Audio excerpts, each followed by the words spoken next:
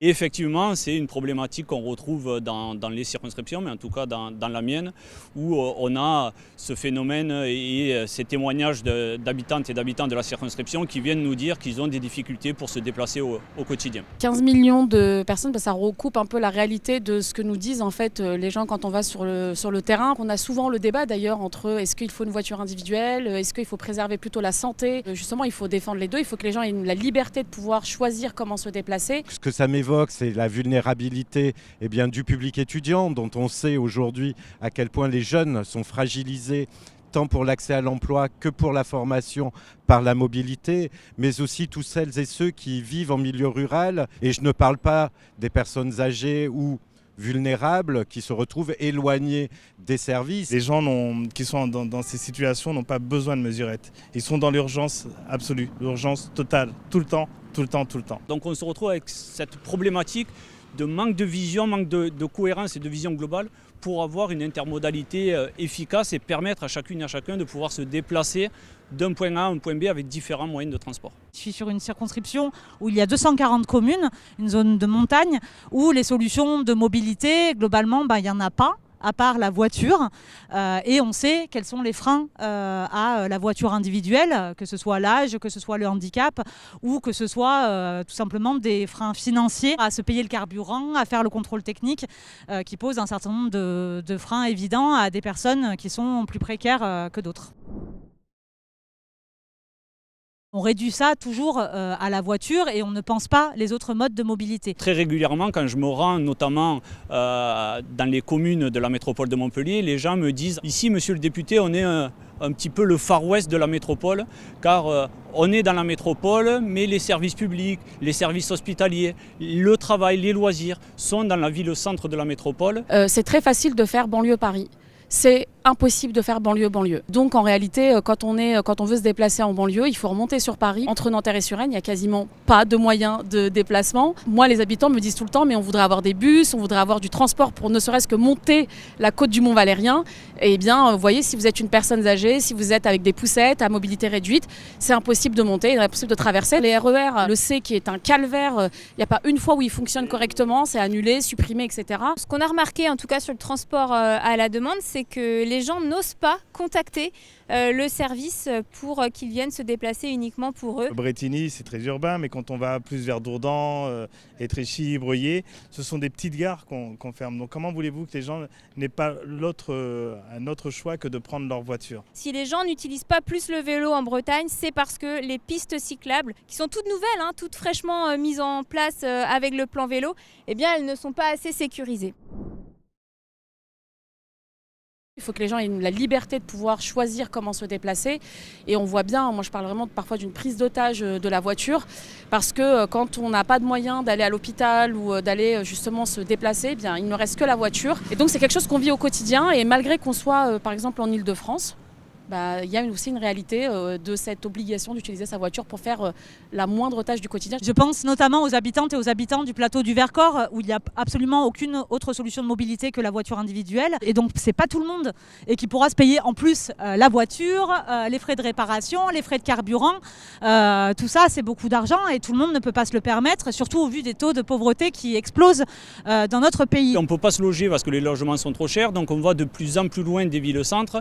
Mais aujourd'hui, l'étalement urbain fait que les infrastructures de transport n'ont pas suivi et donc on se retrouve dans l'incapacité de se déplacer avec autre chose que la voiture. C'est un gouffre financier, c'est un problème écologique. On pense que la voiture en territoire rural est vraiment l'objet de déplacement et par excellence. Et en fait, il y a beaucoup de personnes qui sont privés de ce mode de déplacement parce que trop âgés, parce que des craintes à conduire la nuit ou avec le mauvais temps, ou parce que tout simplement la voiture coûte trop cher. Des personnes âgées ou vulnérables qui se retrouvent éloignés des services qui, eux, tendent à disparaître sur nos territoires, provoquant encore plus de dépendance à la mobilité. Et puis il y a un gros travail à faire au niveau des constructeurs automobiles pour qu'ils rentrent dans cette dynamique du véhicule léger électrique qui est une solution et une alternative, je pense, aux territoires ruraux, mais pas que.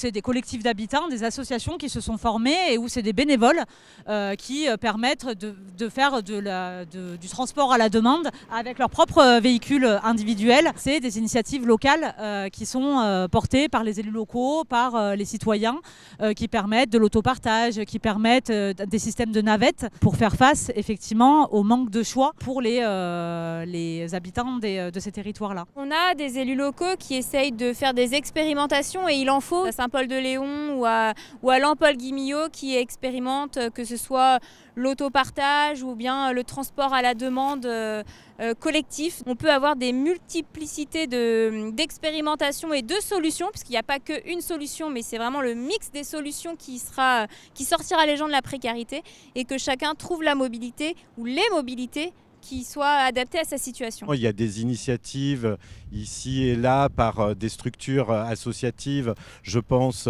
au Secours catholique sur le nord de la Haute-Vienne qu'on avait utilisé ensemble d'ailleurs comme exemple pour montrer comment la solidarité peut se mobiliser au service d'une mobilité pour toutes et tous.